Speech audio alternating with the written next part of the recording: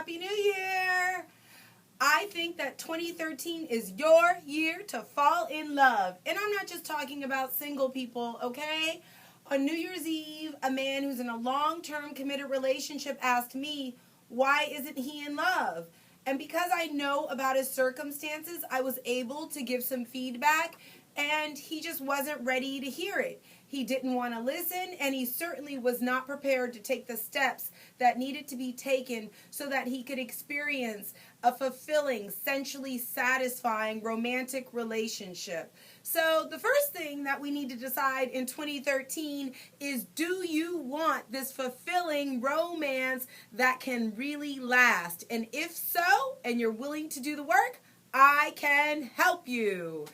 So today we're going to talk about two very common characteristics that limit people's ability to experience the relationship of their dreams.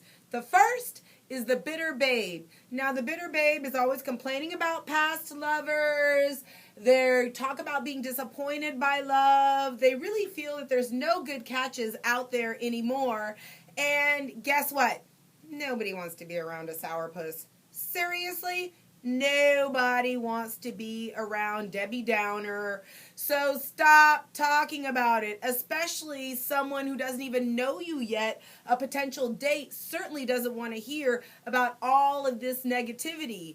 And that's number one. Number two is when you put out a bunch of negative energy with regard to love and romance, the universe absorbs all that negative energy and boom, that's what they send back to you. Negative, disappointing dating experiences. So you've got to reframe. You've got to retrain your brain and reframe your behaviors so that you can get the fulfilling romantic relationship that you want and deserve.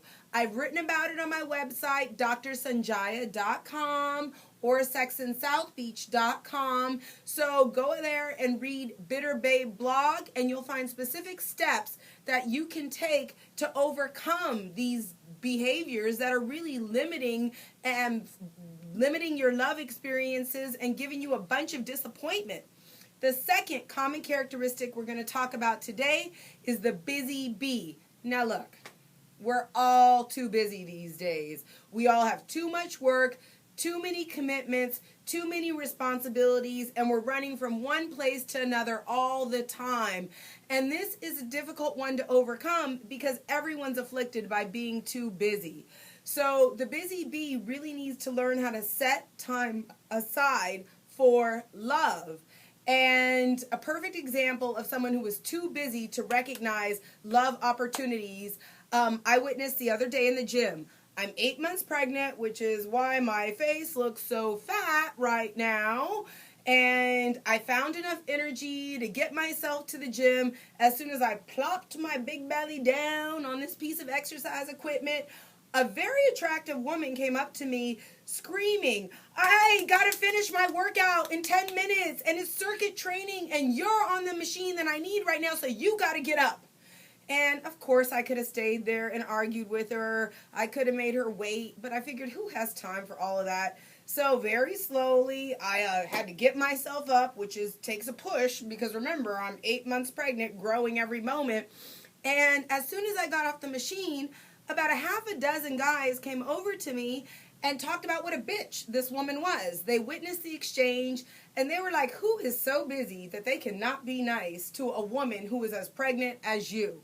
So this woman wasn't wearing a ring. I don't know if she was single or not, but if she was looking for a potential date, she was too busy to give off the good energy that attracts potential dates. And she missed out. I mean, these were like half a dozen good-looking, hot guys who were in a gym. And my gym's expensive, so that also means that they had jobs to be able to pay that expensive gym membership. And they were completely turned off by her aura and found her completely unattractive. They basically said, if she can be that way to a pregnant woman, how's she going to treat me? Okay, so we have to make sure that we're not so busy getting everything done that we don't have time to find love. And let me tell you, staying in love takes just as much time. You've got to set the time aside to make sure that your relationship retains its spark. to keep it fun, sensual. Even the president plans dates. He wants to stay married to the first lady, so he's got to plan date night in his busy agenda. And none of us are as busy as the president, but he's got it down. And I bet you he is smacking that regularly. He's got time for that, and that's why he's still married in what looks like the first real relationship that we've seen in the White House, where people actually really love each other, and it looks like they are attracted to each other, and they get it. They're looking each other in the eye. We can feel that spark. And that's the same thing that most of us do want. So if you want to find out how to overcome being a busy bee so that you can find love, A, and B, stay in love and keep it fulfilling for both of you, then go to my website, drsonjia.com, sexinSouthBeach.com, and check out the Busy Bee blog. And there you're going to find steps that you can take to make sure that love fits into your life.